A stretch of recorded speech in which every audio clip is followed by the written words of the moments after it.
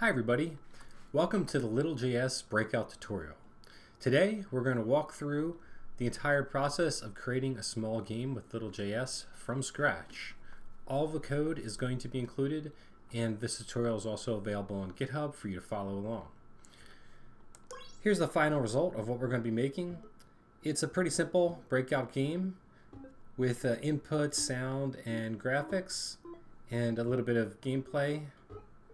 And this tutorial result is also available in the LittleJS GitHub. Here's the tutorial we're going to be following. Feel free to follow along. So let's get started. With this tutorial, we're going to use the LittleJS empty project example and build off of that. Now this example is very simple. There's almost nothing included here except the code to start up the game engine and just printing out hello world on the screen. So let's get started following along the tutorial. The first step is to create the bricks, which I'm going to do here in game init that is called on startup. I'm going to just iterate over X and Y, and we'll do that same thing for Y. And inside this for block, we're going to create a brick and a new engine object using this vec2 function here to just place it at the coordinates x, y. And just to make it a little bit easier to see, we're going to set the color to a random color. It's one of the built-in engine features. Okay, now we have a bunch of colorful squares on the corner of the screen here. Of course, still a ways to go. So we're going to create a new variable called level size that we'll just use to store this size of the level. Then we can use the X and the Y of the level size to iterate. And I'm also going to make the bricks a bit bigger, a bit thicker, like so, by passing in the size parameter to the engine object. Now we've got rectangular shaped bricks, so that's very good. We should move the camera to the center. Of course, we don't want it to be off center like that.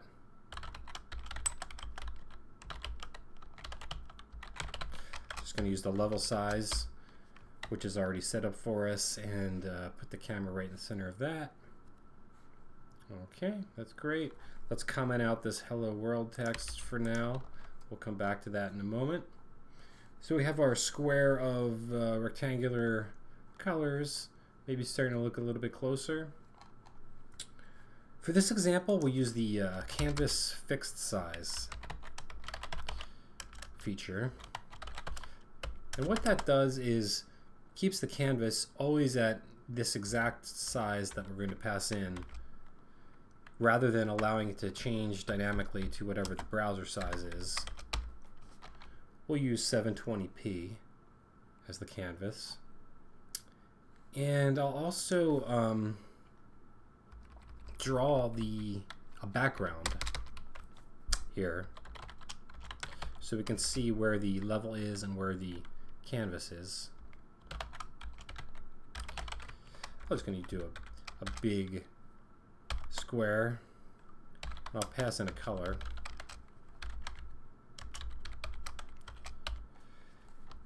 Like so.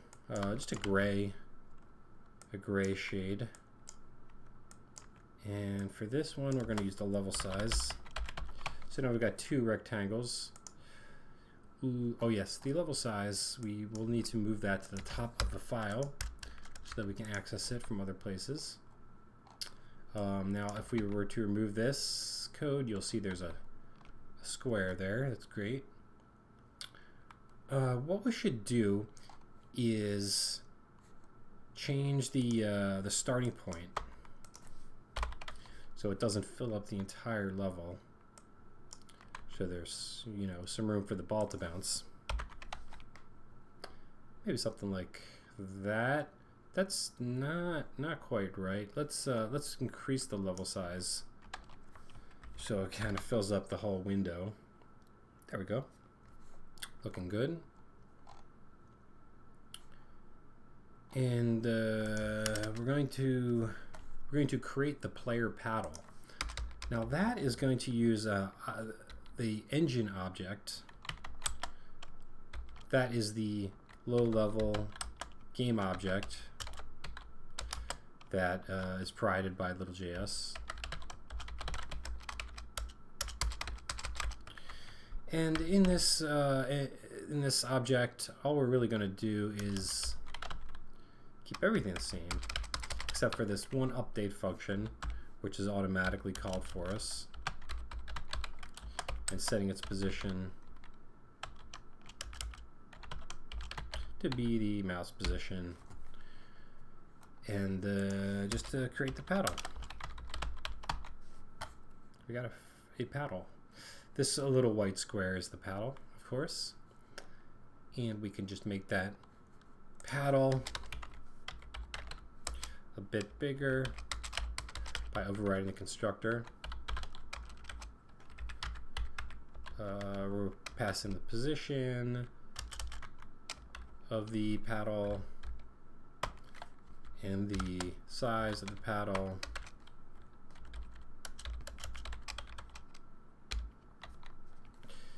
To get something like that, and I can now control that with the mouse.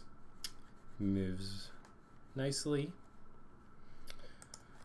We can also clamp this paddle. As you can see, it's moving off the side of the screen, which is fine, but it's good to clean these things up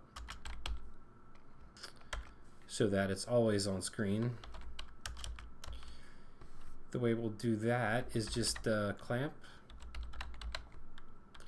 the let's keep that the way it is, and we'll use this clamp function, clamping between this position, and we're going to want to keep it on screen, so we'll take the size of the thing,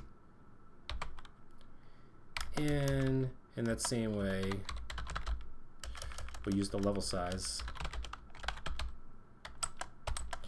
and subtract half of the size of this object again. Let's see what that does for us.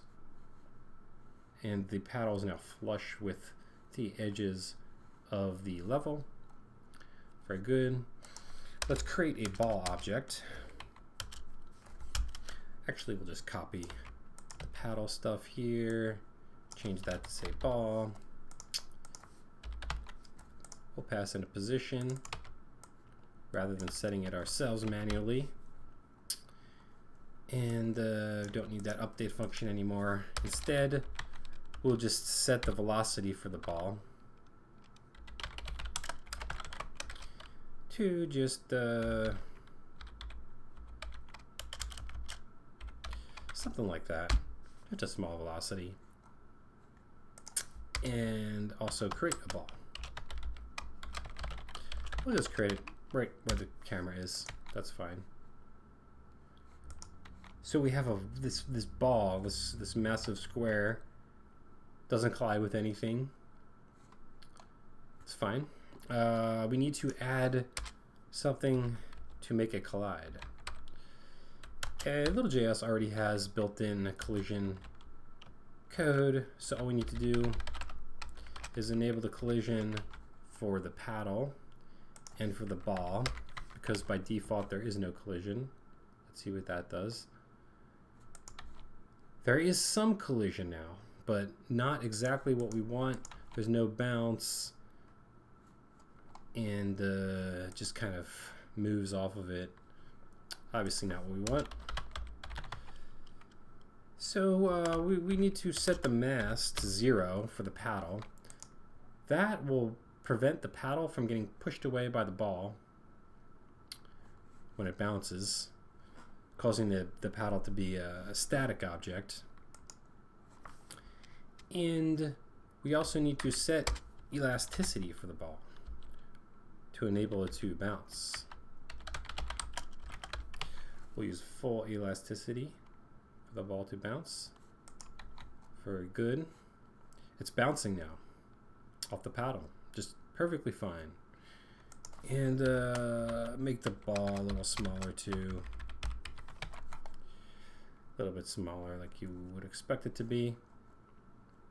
Okay, we have a ball bouncing off of the paddle. Next step is a wall. So I'll just start with the ball. We'll pass in a position, we'll pass in a size. And we do need collision, and we need to set the mass to 0, just like the paddle for the wall. And we're going to create these walls around the outside of the level by just making these new wall objects. And where would that be? Okay, so let's if the wall is 1 wide, we'll make it 0.5. I'll put it right in the center of the y-axis. Ooh, I'm missing a paren there.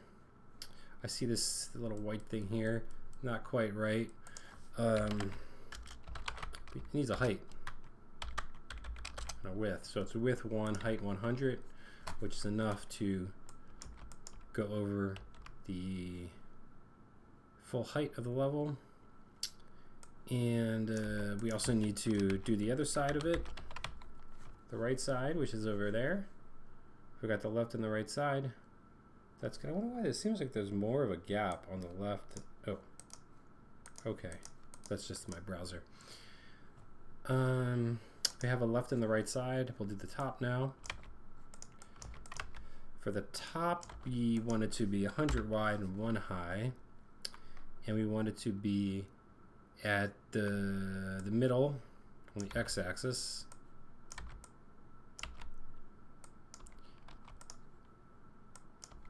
And we want it to be at the very top of the y-axis.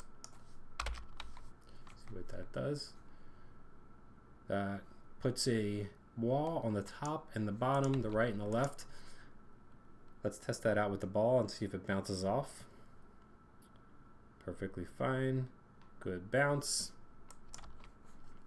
And the last thing we'll do is just make those walls invisible. And there's a couple ways you can do that, but I think maybe the easiest way is to just set the color to be completely transparent.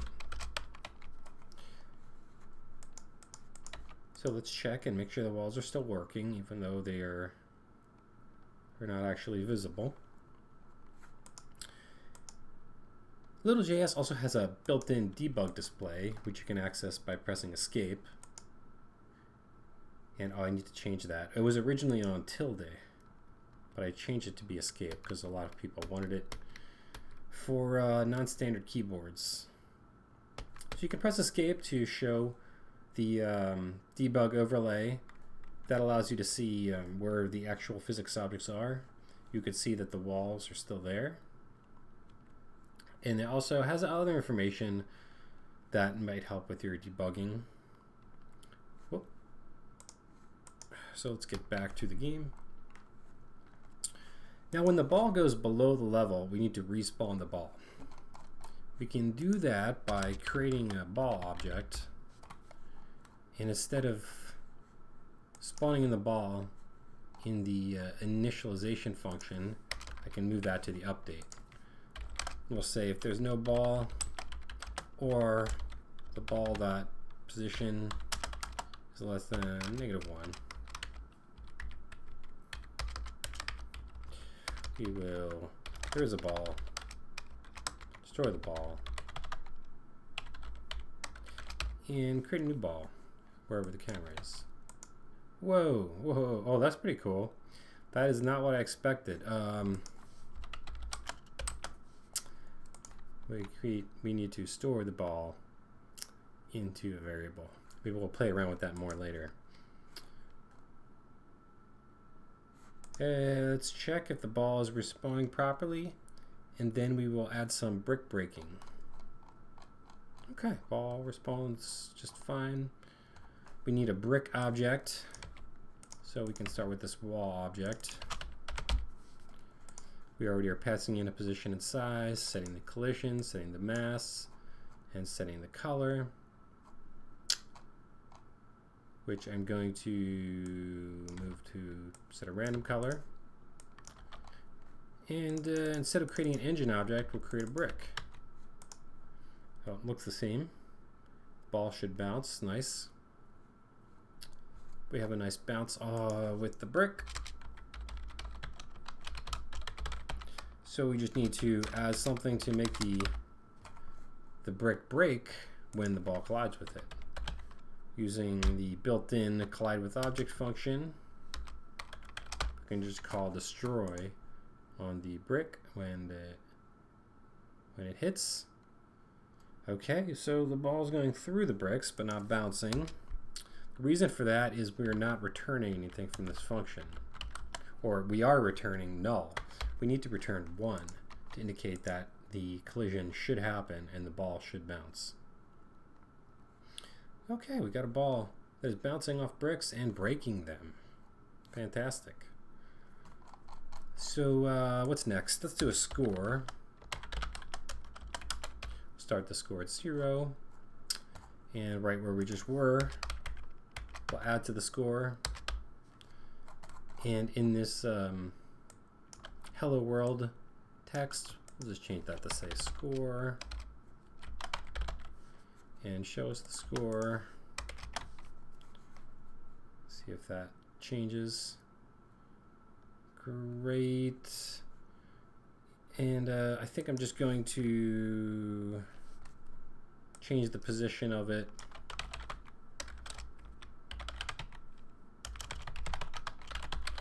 to be what? We're going to be in the center of X and a little bit down on Y, and make it a little bit smaller so it fits in that gap there to display the score.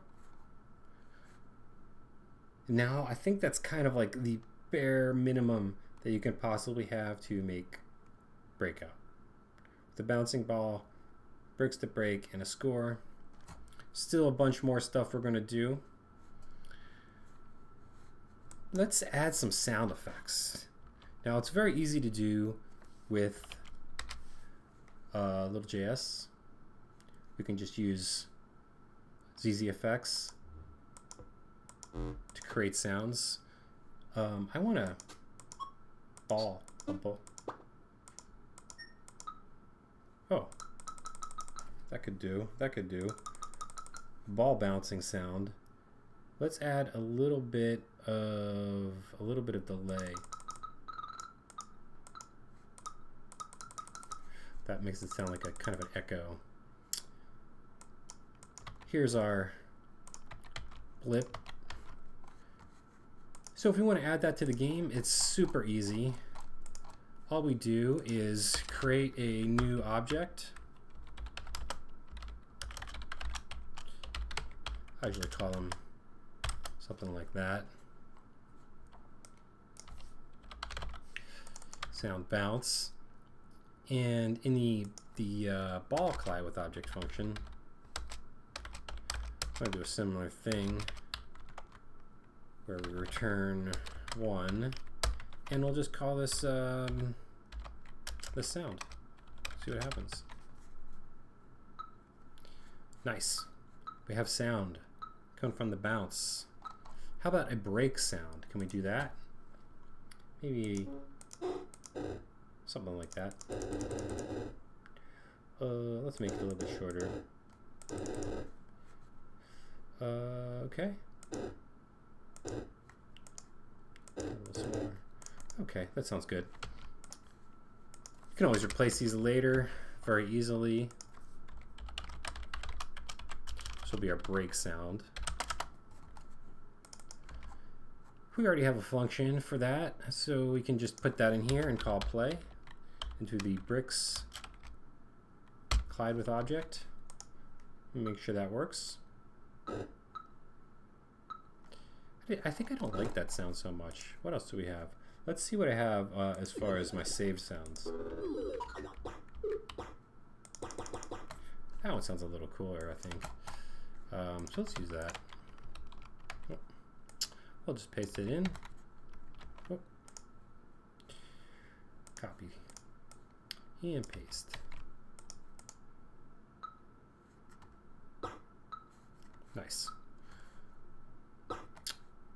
Okay, we've got break and bounce. Let's just do like a start sound. Just get something when the ball spawns in. Yeah, maybe we'll use that for now.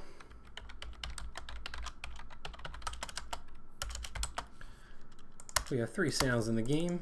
Sound start, and this will be just when the ball spawns in, we will play the sound start. Great. Okay. Let's add a click to start interaction too, so it doesn't just, you know, start throwing the ball at you right off the bat. So we'll say if there is a ball and the ball is in a bad place, get rid of it. See, we don't want it to just keep spawning in every time the ball goes below. Instead, we'll check if the left mouse button was pressed with this mouse was pressed function. A little bit of logic here to just get rid of the ball if it's below the level, and a separate function to allow the ball to spawn in when you click. So let's see if that worked. Okay, cool, perfect. The next thing we'll do is add a particle system for when the bricks break. Instead of just disappearing, it would be better if they had a particle system. Let's use the particle system designer. This is a little tool that comes with LittleJS. Allow you to make particles. We'll increase this randomness here. Okay. And just to show you a little bit how this works, like you could change the color maybe of it, change the end color of it, and it will pick between these values. You can do a lot with this simple tool. So it's really up to you what you want to do with it. For now, we'll just use what we have here, just kind of a quick little example. Let's throw out some more particles in that. That's probably too many. Good, okay, that's cool. Copy to clipboard. Now, just like we did with the sound, we'll do something similar for the particle emitter. Or actually, we're gonna create the particle effect right in this collide with object function. And instead of using the default position, we'll just use the brick position. See what happens here. Great. Particles. Now, as you can see, these particles have not been tuned at all for this game. So what I'm going to do is copy and paste in a particle system that I have already made. This particle system is custom made for this particular effect because it uses the color of the brick to color the particles, so that when the brick breaks, it's going to look almost like it breaks apart really quickly. It's a very simple effect, but I think that achieves what we want. Well, let's see what else we can do to improve the gameplay. And this is really like the most important part of the whole thing, because up until what we have so far, is not really a very fun game to play. And of course, it's up to you to figure out what is fun and add that to your game. For me, it will be more fun if we make the controls a little bit better. So let's go into let's handle this collide with object of the ball in here. And we will check if we hit the paddle by, let's say, paddle. We need to store the paddle in a global variable, so that in here we could say if the object that we hit is the paddle. I'm going to do something special.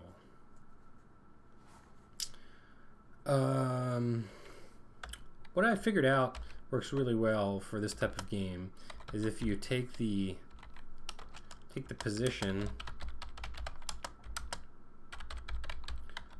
and get the difference in position between these two objects. We can use that to actually rotate the velocity of the ball. You'll see what I mean by that.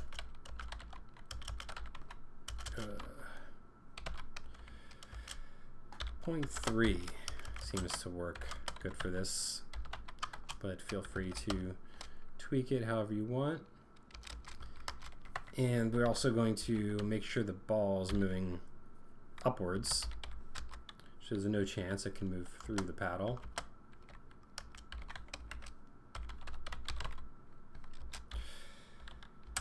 And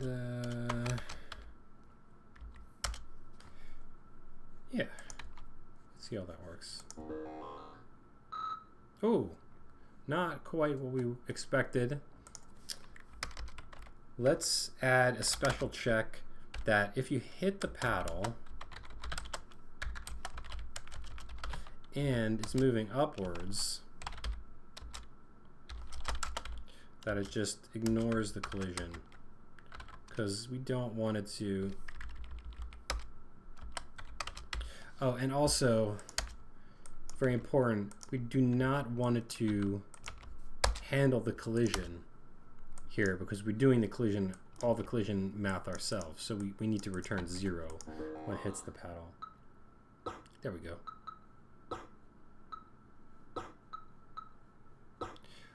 Ooh, already feeling better.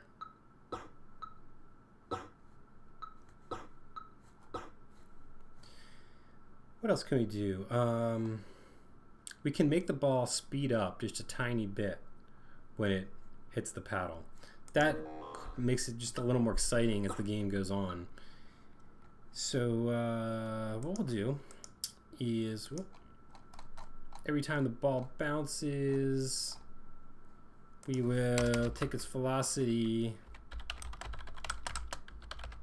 we'll get its speed, and we're going to increase it just a little bit.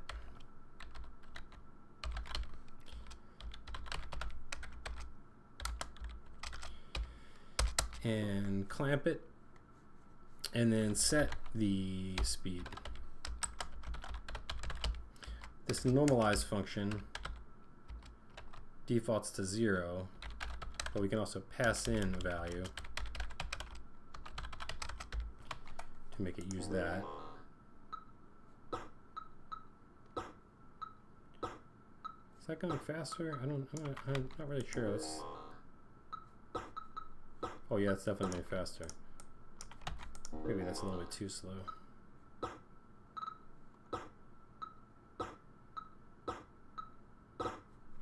Okay, I got some speed up happening. You can tweak these numbers however you like. Feel free to add more to it.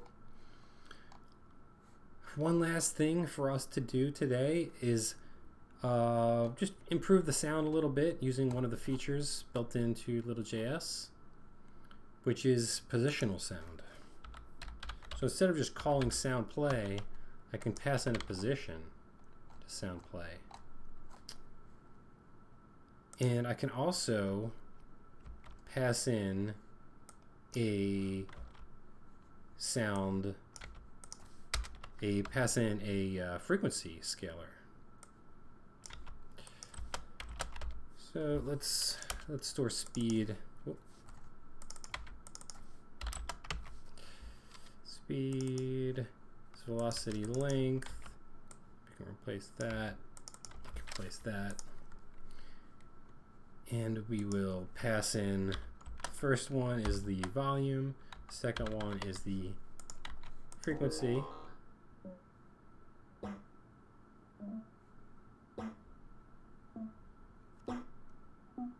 Let's make this a little bit higher to start with.